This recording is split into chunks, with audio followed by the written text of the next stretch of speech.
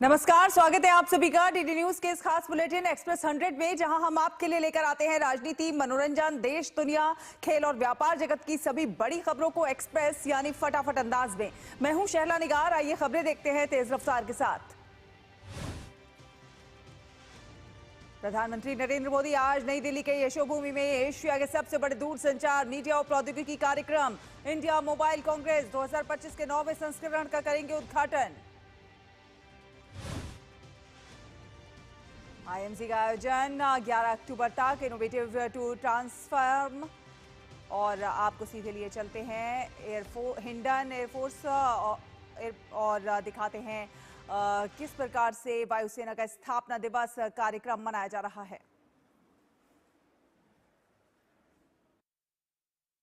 Sindoor, we reaffirmed the primacy of air power in shaping military outcomes.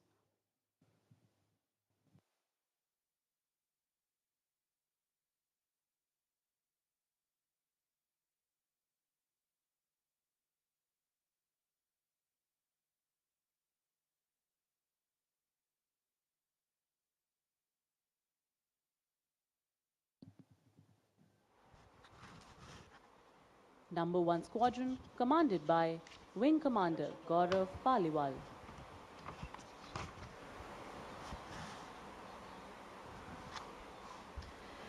Reviewing officer, accompanied by the parade commander, is now proceeding to inspect the parade. On the solemn occasion of the Air Force Day, Chief of Air Staff, The Nishan Toli, led by Flying Officer Meher Thakur.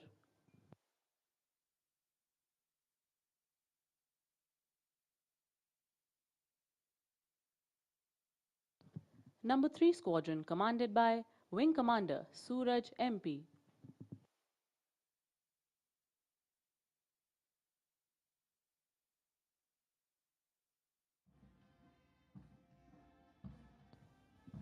Number 4 Squadron, commanded by Wing Commander Rahul Jha.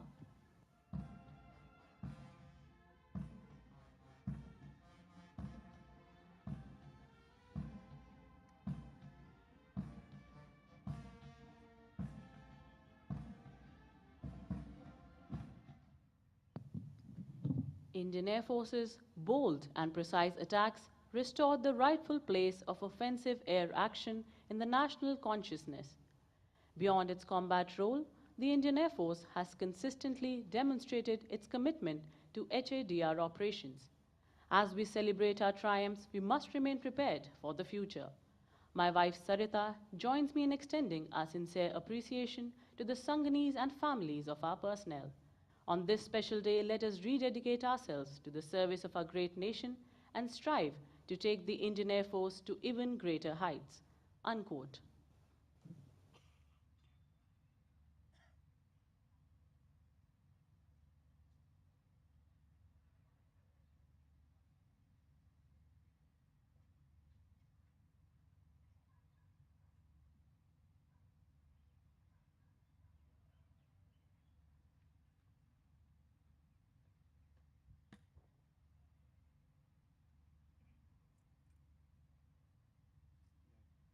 Parade को squadron की column में मंच से गुजरने की आज्ञा दे श्रीमान। आज्ञा है।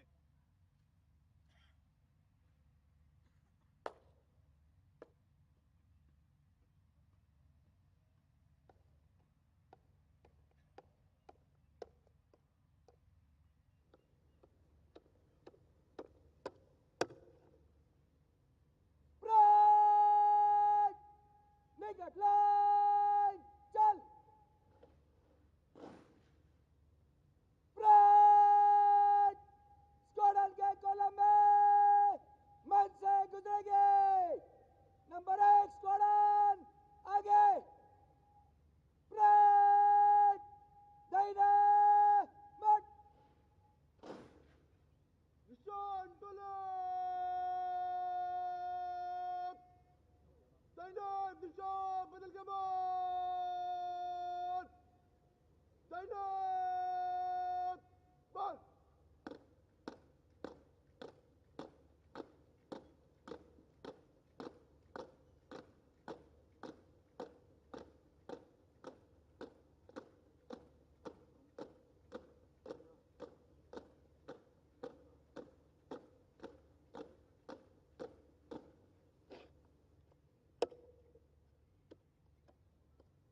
परेड अब आपके सामने से साउंड बैरियर एवं वायु शक्ति की जोशीली धुन पर मार्च करते हुए गुजरेगी।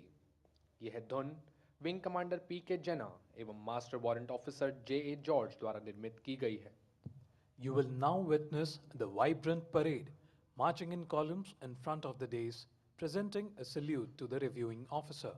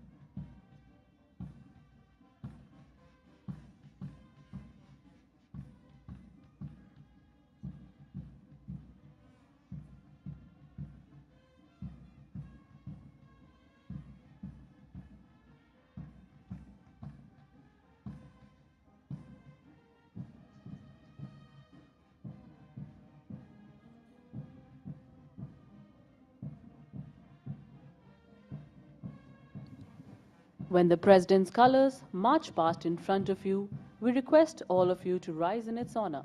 Uniformed personnel shall salute.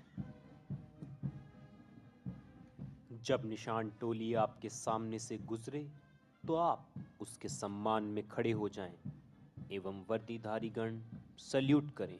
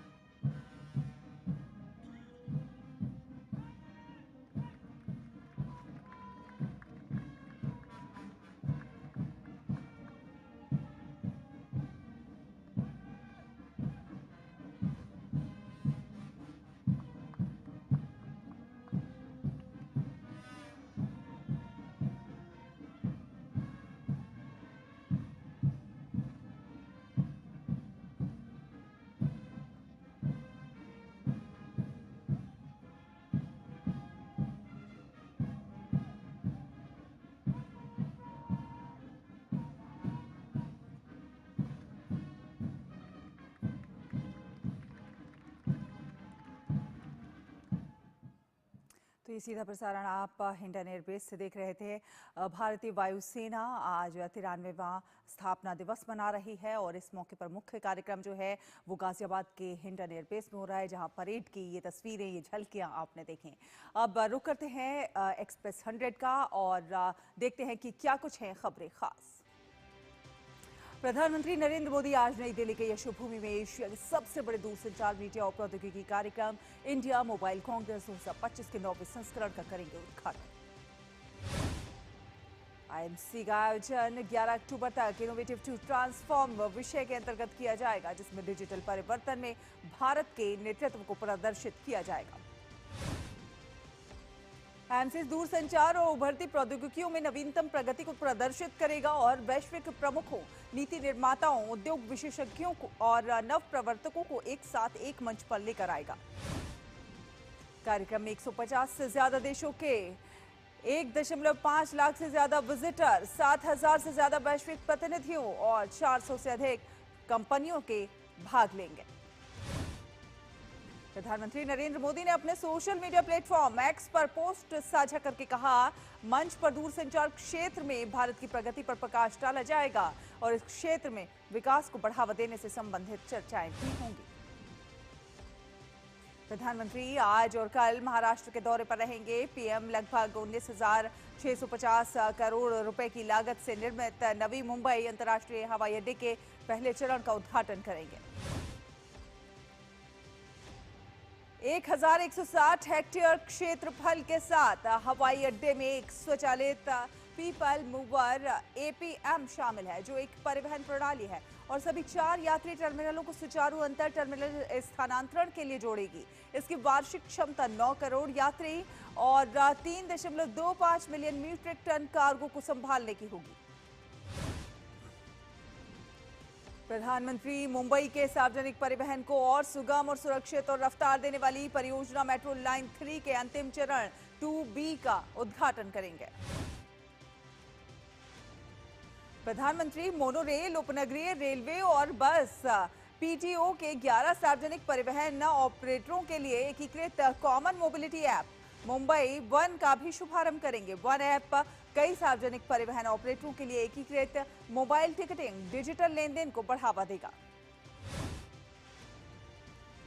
Britain के प्रधानमंत्री कीर स्टारमर आज से भारत की 2 दिवसीय यात्रा पर हैं। मुंबई के छत्रपति शिवाजी महाराज अंतर्राष्ट्रीय हवाई अड्डे पर महाराष्ट्र के मुख्यमंत्री देवेंद्र फडणवीस, उप मुख्यमंत्री एकनाथ शिंदे और अजीत पवार तथा महाराष्ट्र के राज्यपाल आचार्य देवव्रत ने उनका स्वागत किया।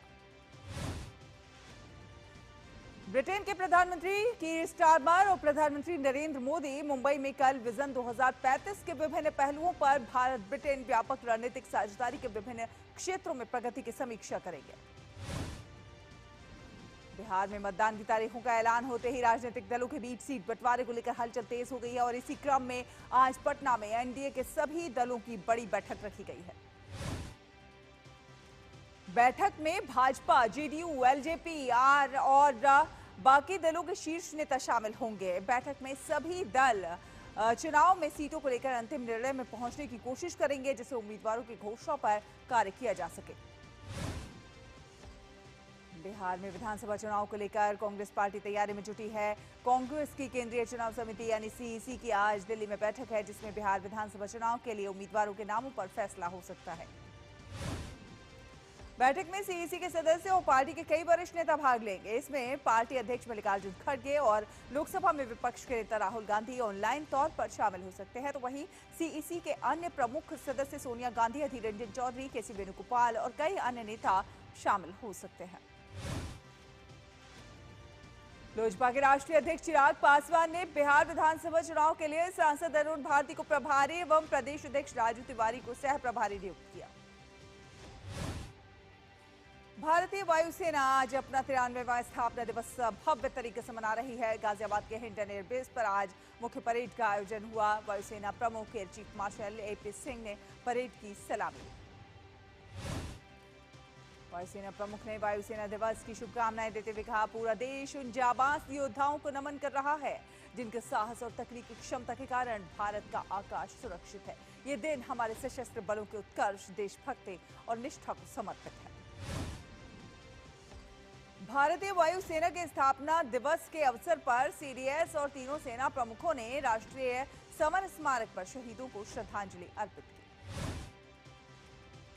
राष्ट्रपति द्रौपदी मुर्मू आज नई दिल्ली के अकबर रोड स्थित एयर हाउस में भारतीय वायुसेना की 93वीं वर्षगांठ समारोह में शामिल होंगे।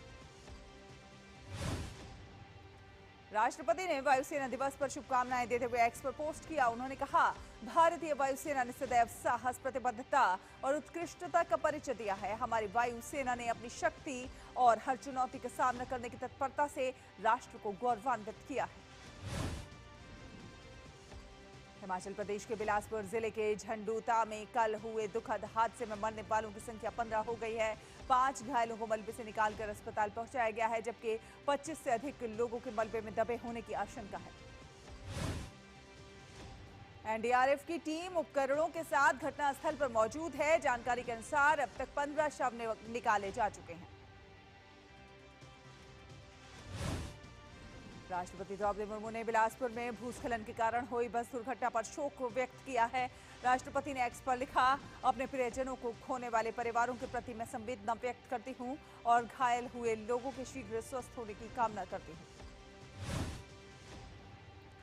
हिमाचल के बिलासपुर हादसे पर केंद्रीय गृह मंत्री अमित शाह ने दुख जताया है। गृह मंत्री ने एक्स पर लिखा, बिलासपुर में भूस्खलन के कारण हुए बस हादसे से मन अत्यंत दुखी है। इस हादसे में जिन लोगों ने अपनों को खोया है उनके प्रति संवेदनाएं। जयपुर अजमेर हाईवे पर सावरदा पुलिया के पास एक भीषण हादसा हुआ है, जिसमें एक व्यक्ति की जान चली गई है।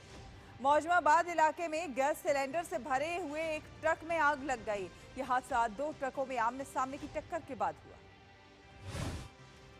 हादसे के बाद धुएं का गुबार दूर दूर तक नजर आया। वहीं हादसे की जानकारी मिलते ही पुलिस और दमकल विभाग की टीमें तुरंत मौके पर पहुंची और आग बुझाने का प्रयास किया। जम्मू कश्मीर के कटरा में खराब मौसम के कारण 3 दिनों के बाद वैष्णो देवी यात्रा फिर से शुरू हो गई है। त्रिकुटा पर्वतीय क्षेत्र में भारी बारिश को देखते हुए एहतियात के तौर पर यह यात्रा रोक दी गई थी। गुरु रामदास जयंती के अवसर पर अमृतसर स्थित स्वर्ण मंदिर में लोगों ने मत्था टेका। स्वर्ण मंदिर को फूलों रंगीन रोशनी से सजाया गया है। केंद्रीय विज्ञान एवं प्रौद्योगिकी राज्य मंत्री डॉक्टर जितेंद्र सिंह आज नई दिल्ली स्थित यशोभूमि में सैटकॉम समिट यानी कि space networks for universal connectivity का उद्घाटन करेंगे।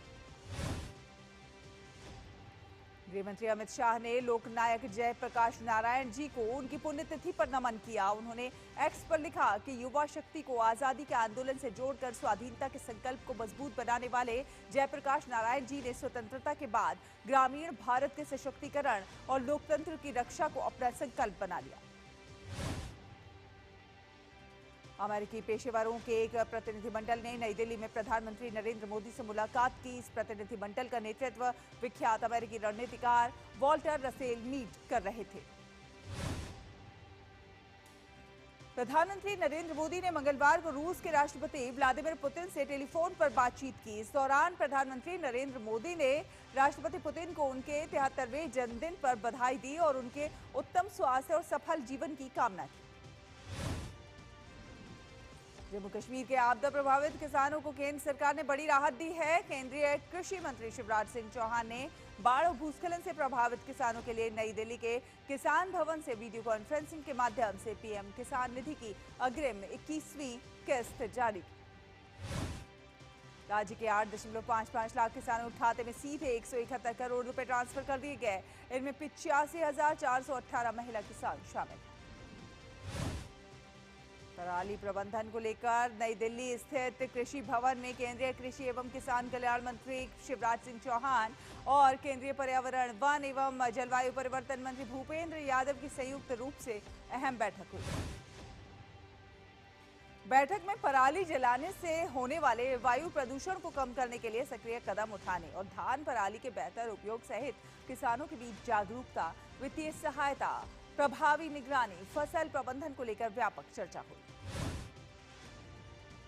उपराष्ट्रपति एवं राज्यसभा के सभापति सीपी राधाकृष्णन ने राज्यसभा के सभी राजनीतिक दलों के सदन के नेताओं के साथ बैठक की अध्यक्षता की। अपने उद्घाटन वक्तव्य में सभापति ने इस बात पर जोर दिया कि राज्यसभा गरिमा, अनुशासन और मर्यादा के साथ कार्य करे, जिसकी वो हकदार है। सीपी राधाकृष्णन ने कहा कि संवाद, विचार विमर्श, बहस और चर्चा संसदीय लोकतंत्र के मूल सिद्धांत हैं। उन्होंने कहा कि सदन में हर दिन, हर घंटे, हर मिनट, हर सेकंड का उपयोग लोकतंत्र को मजबूत करने के लिए किया जाना चाहिए। असम के मुख्यमंत्री डॉक्टर हेमंता बिस्वा शर्मा ने गुवाहाटी में अरुणोदय 3.0 योजना का शुभारंभ किया। इस नए चरण के तहत असम में 38 लाख से अधिक लाभार्थियों को प्रतिमाह 1,250 रुपए मिलेंगे। कर्नाटक के हासन जिले से एक दर्दनाक घटना सामने आई है, जहां जातीय सर्वेक्षण करने जा रही एक शिक्षिका पर कुत्ते ने हमला कर दिया। हमले में शिक्षिका और उनके पति गंभीर रूप से घायल हो गए।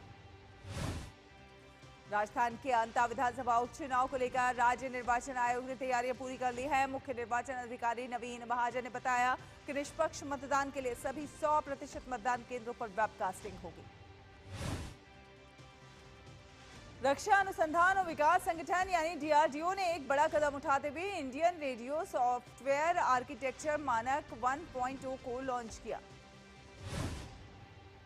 राष्ट्रीय जांच एजेंसी एनआईए ने लश्कर-ए-तैयबा से जुड़ी 2020 के अंतर्राष्ट्रीय नार्को टेरर साजिश के मामले में 8 और आरोपियों के खिलाफ चार्जशीट दाखिल की है। ये मामला पाकिस्तान से समुद्री मार्ग से गुजरात के रास्ते भारत में ड्रग्स की तस्करी से जुड़ा हुआ है। इन ड्रग्स से हुई कमाई लश्कर-ए-तैयबा की आतंकी गतिविधियों में लगाई गई थी। सेना प्रमुख जनरल उपेंद्र द्विवेदी ने अभिनेता और थल सेना के मानद अधिकारी लेफ्टिनेंट कर्नल मोहन लाल को उनके उत्कृष्ट योगदान और सशस्त्र बलों से सतत जुड़ाव के लिए सम्मानित किया। जम्मू कश्मीर के कई इलाकों में भारी बारिश हो रही है। भारी बारिश के कारण जम्मू श्रीनगर राष्ट्रीय राजमार्ग पर भूस्खलन हो गया है। मलबा हटाने का काम चल रहा है। पहाड़ों पर अक्टूबर की शुरुआत में ही बर्फबारी और बारिश से ठंड ने दस्तक दे दी है। सोनमर्ग में ताजा हिमपात देखा गया। बर्फ से लदे पहाड़ों के नजारे ने टूरिस्टों का दिल जीत लिया। बर्फबारी के कारण बंद पड़े राजौरी पुंछ को कश्मीर से जोड़ने वाली मुगल सड़क फिलहाल छोटे वाहनों के लिए एक तरफा खोल दी गई है। सीमा सड़क संगठन की टीम 24 घंटे सड़क खोलने के काम में जुटी हुई है।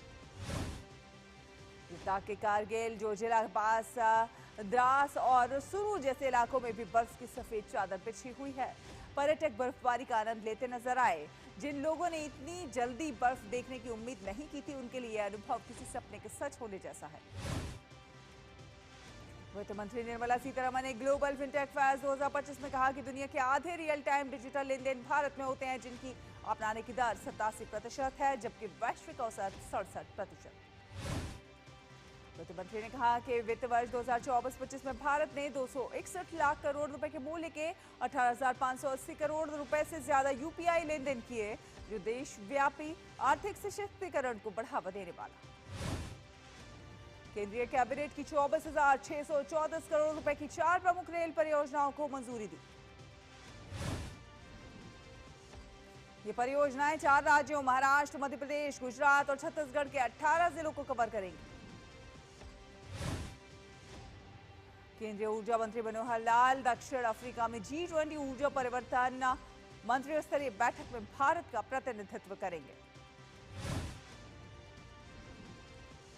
विश्व बैंक के आंकड़ों के अनुसार वैश्विक निर्यात दर 2.5% की दर से बढ़ा, तो वहीं भारत का निर्यात 7.1 की दर से बढ़ रहा है। अप्रैल-अगस्त 2024 की तुलना में अप्रैल-अगस्त 2025 में भारत के अन्य अनाजों के निर्यात में 21.95% की वृद्धि हुई है। विश्व बैंक ने 2025-26 वित्तीय वर्ष के लिए भारत की विकास दर का अनुमान 6.3% से बढ़ाकर 6.5% किया। केंद्र सरकार ने भारत एआई इंपैक्ट समिट 2026 के लोगों का किया अनावरण।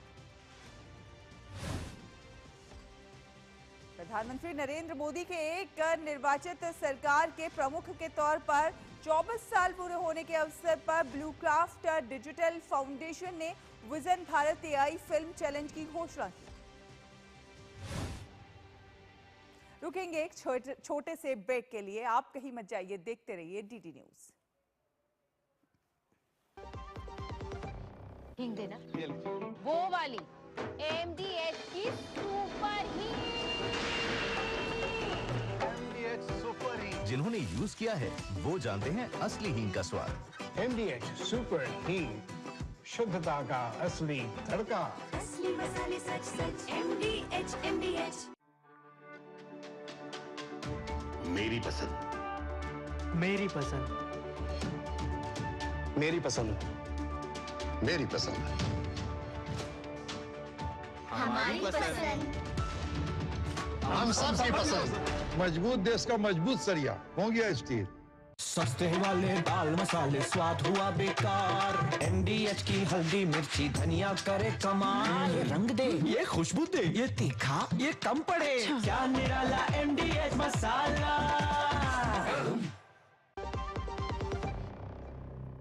ब्रेक के बाद स्वागत है। आप देख रहे हैं एक्सप्रेस 100। चलिए रुक करते हैं कुछ अन्य खबरों का। फाउंडेशन के सीईओ अखिलेश मिश्रा ने बताया कि चुनी गई फिल्मों को राष्ट्रीय स्तर पर पहचान पुरस्कार और एक विशेष एआई फिल्म फेस्टिवल में प्रदर्शित करने का मौका मिलेगा। नई दिल्ली में चौथे वैश्विक कपास सम्मेलन का उद्घाटन हुआ। कार्यक्रम कपास 2040 प्रौद्योगिकी, जलवायु और प्रतिस्पर्धात्मकता विषय पर केंद्रित। कपास सम्मेलन के दौरान कस्तूरी कॉटन इंडिया पहल के तहत दुनिया भर में उच्च गुणवत्ता वाले भारतीय कपास को बढ़ावा देने के लिए कई समझौता ज्ञापनों पर भी हस्ताक्षर हुए। सरकारी बैंकों ने प्रधानमंत्री सूर्य घर मुफ्त बिजली योजना के तहत 10,907 करोड़ रुपए के 5 लाख से अधिक ऋण स्वीकृत किए। सिक्किम सरकार ने अपने कर्मचारियों और पेंशन भोगियों के लिए महंगाई भत्ते डीए और महंगाई राहत डीआर में बढ़ोतरी की घोषणा की। जीएसटी दर घटने और शुभ अवसर के चलते नवरात्र के 9 दिनों में यात्री वाहनों की खुदरा बिक्री सालाना आधार पर 35% बढ़कर 2,17,744 यूनिट पर पहुंची। भारतीय रिजर्व बैंक ने जीजामाता महिला सहकारी बैंक सतारा महाराष्ट्र का लाइसेंस रद्द किया। भारत के फ्लेक्सी स्टाफिंग उद्योग में वित्त वर्ष 2026 की पहली तिमाही में सालाना आधार पर 6.1% की वृद्धि दर्ज हुई। कंसल्टिंग कंपनी एक्सचेंजर ने पिछले 3 महीनों में 11,000 से ज्यादा कर्मचारियों की छंटनी की है। विपुल ऑर्गेनिक्स लिमिटेड ने तरजीही आधार पर इक्विटी शेयर जारी कर 35.24 करोड़ रुपए जुटाए। तो इसी के साथ एक्सप्रेस न्यूज में फिलहाल इतना ही। डीडी न्यूज पर खबरों का सफर लगातार जारी रहेगा। आप देखते रहिए डीडी न्यूज। नमस्कार।